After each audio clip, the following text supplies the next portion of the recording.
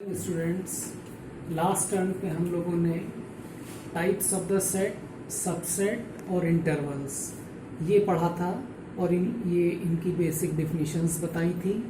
आज हम लोग जो है इन पे बेस्ड कुछ न्यूमेरिकल्स प्रॉब्लम्स पहले करेंगे।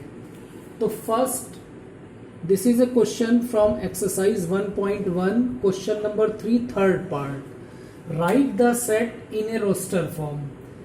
There is a set C whose element is x such that x is a two-digit natural number whose sum is 8.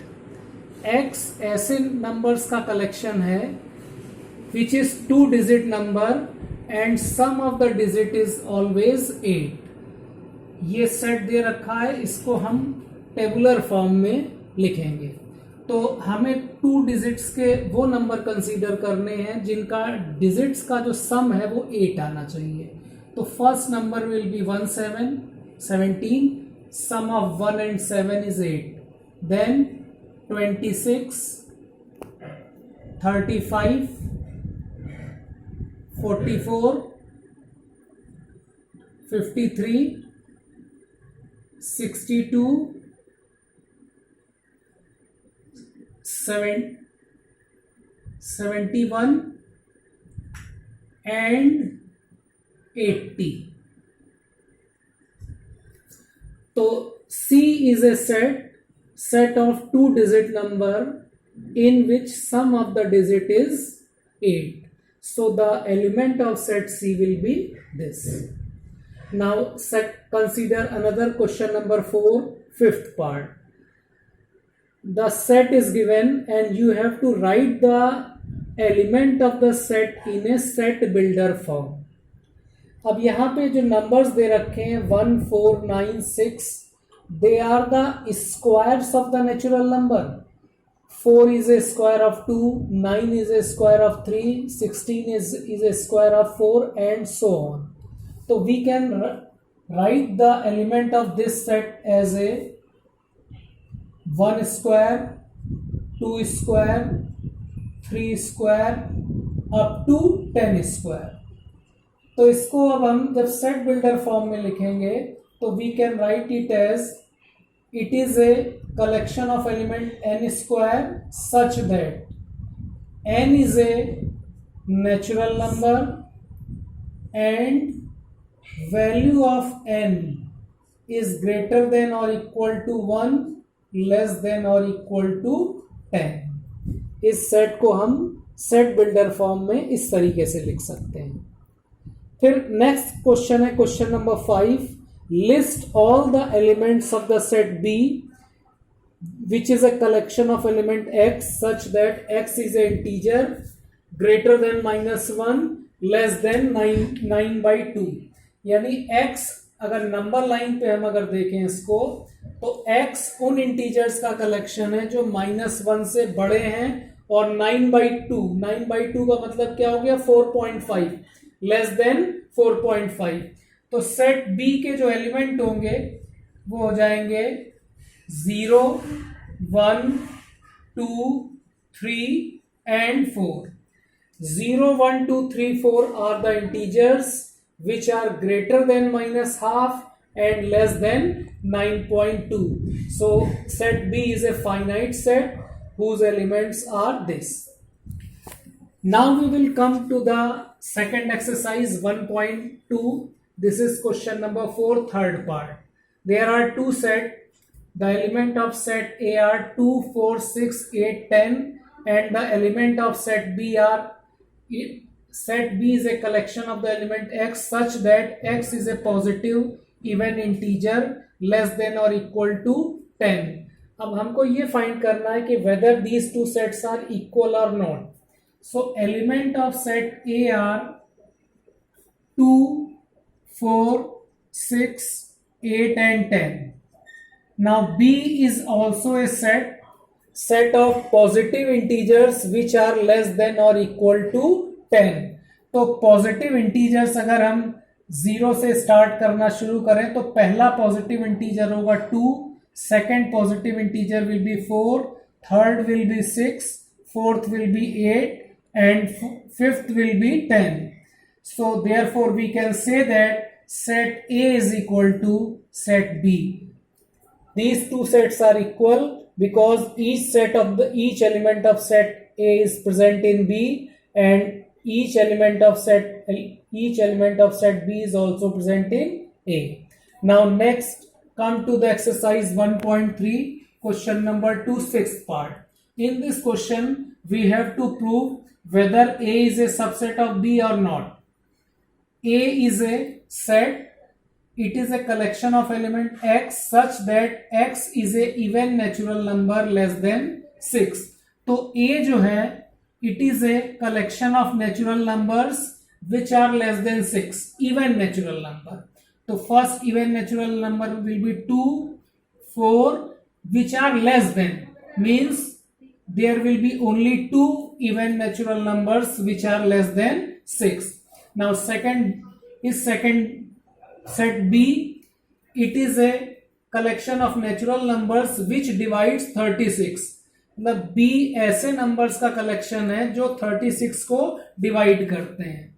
तो पहला नंबर हो जाएगा हमारा 2, 3, 4, 6, 12. These are the natural numbers which divides 36. हमने यहां पे जैसे 1 को नहीं लिया है. तो अब यहां पे each element of set A is present in set B. तो therefore we can say that A is a subset of B. This is a proper subset. Proper subset.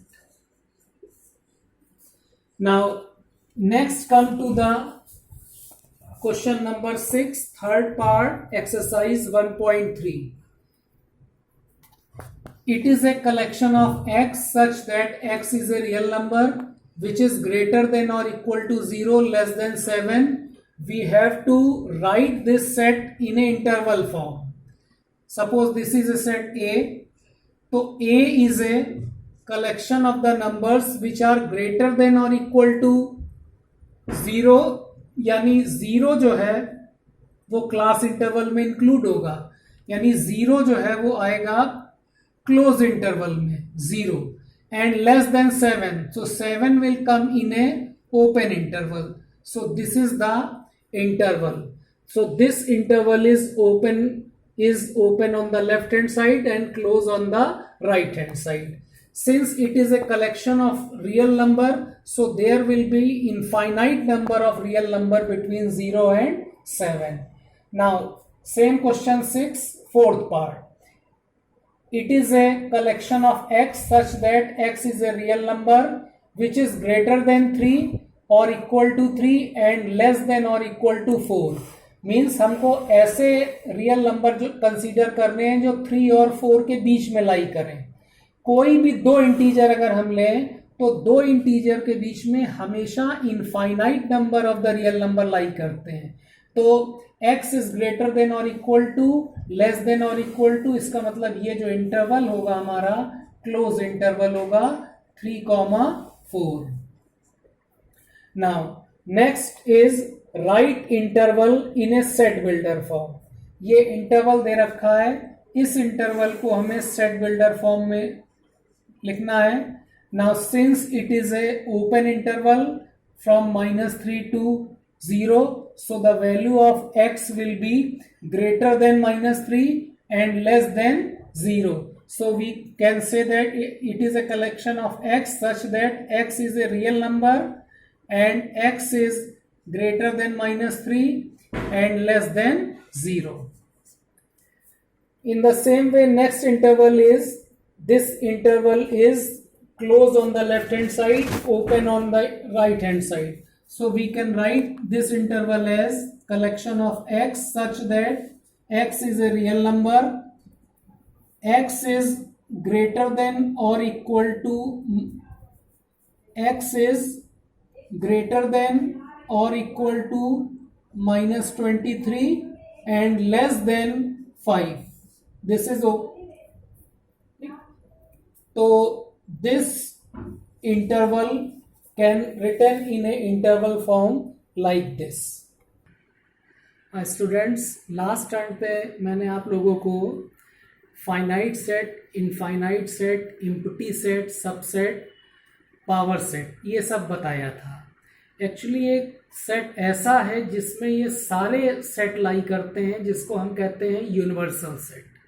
तो जैसे अगर नंबर सिस्टम्स को हम कंसीडर करें तो जो हमारे नेचुरल नंबर हैं, इंटीजर्स हैं, होल नंबर्स हैं, they all are subset of set of real number.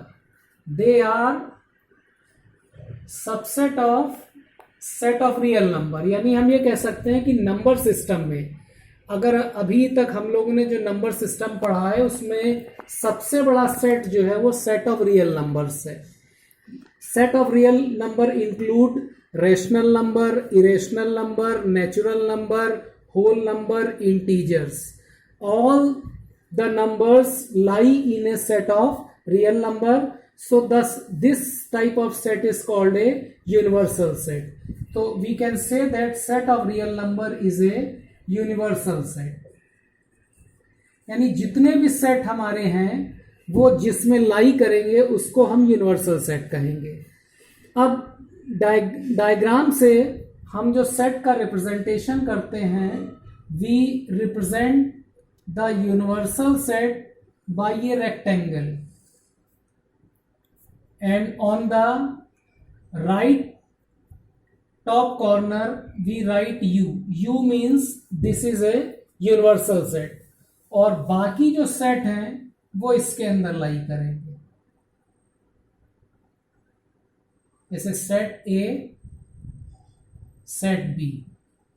तो डायग्राम से हम किसी भी सेट को अगर हमें रिप्रेजेंट करना है तो first we will construct the universal set, and sets are represented by circle and element of the set will be represented by dot. तो अब वेन डायग्राम में कुछ बेसिक ऑपरेशंस हैं जिसको हम स्टडी करेंगे। पहला है यूनियन। यूनियन का मतलब होता है जब दो सेट के सारे कंबाइंड अगर हम एलिमेंट लें तो उनका कलेक्शन कहलाता है यूनियन। तो जैसे दो ए और बी अगर नॉन एम्प्टी सेट हैं तो ए यूनियन बी, ये जो साइन है यू ये रिप्रेजेंट कर रहा है ए यूनियन बी। तो A union B is a collection of X such that x belongs to A और x belongs to B। तो यूनियन के जो एलिमेंट होंगे वो या तो A में लाई करेंगे या B में लाई करेंगे या दोनों में लाई कर सकते हैं। जैसे हम डायग्राम अगर बनाएं तो ये यूनिवर्सल सेट है और ये सेट A है और ये सेट B है। तो यूनियन का मतलब हुआ दोनों सेट के जो कंबाइंड एलिमेंट होंगे उनका कलेक्शन जो है वो यूनियन कहलाएगा। तो मैथमेटिकल टर्म में यूनियन का मतलब होता है और। यूनियन मीन्स और। सेकेंड ऑपरेशन है हमारा intersection.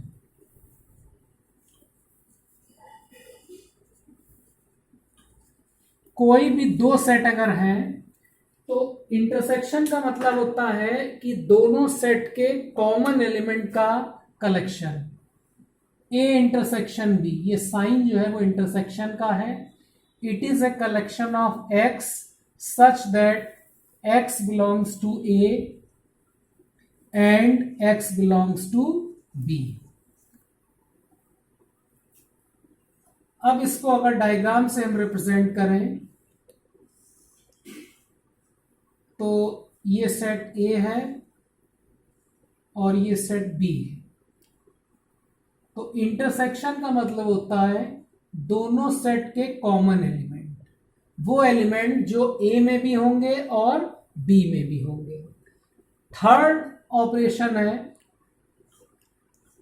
Difference of the set.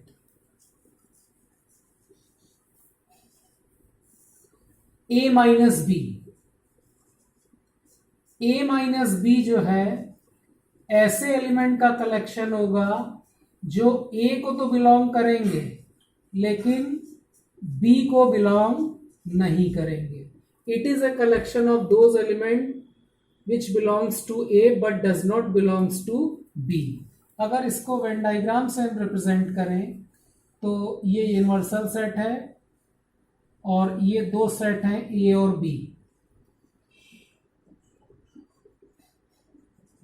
तो सेट ए में बी के कॉमन एलिमेंट को अगर हटा दें तो ये जो शेडेड रीजन है ये रिप्रेजेंट कर रहा है, ये रीजन रिप्रेजेंट कर रहा है ए माइनस बी को. इसी तरीके से हम बी माइनस ए अगर लें तो B minus A means collection of Y such that Y belongs to B and Y does not belongs to A. यानी उन एलिमेंट का कलेक्शन जो बी में तो लाई कर रहे हैं लेकिन ए में लाई नहीं कर रहे हैं. अब इसको डायग्राम से अगर रिप्रेजेंट करें तो ये सेट ए है, ये बी है. तो ये सिर्फ इतना रीजन जो है वो बी माइनस ए को रिप्रेजेंट करेगा.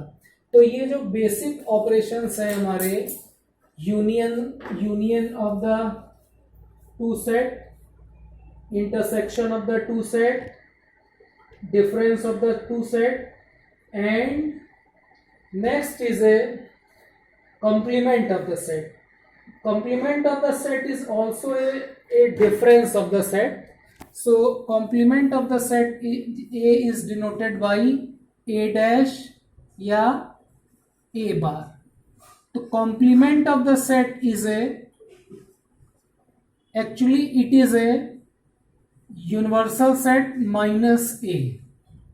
यानी यूनिवर्सल सेट में से अगर सेट ए को हम माइनस कर दें तो it is called a complement of the set, जिसको हम ये भी कह सकते हैं complement of the set is a difference of universal set and the set. It is called a complement of A. So complement of the A will be difference of universal set and A.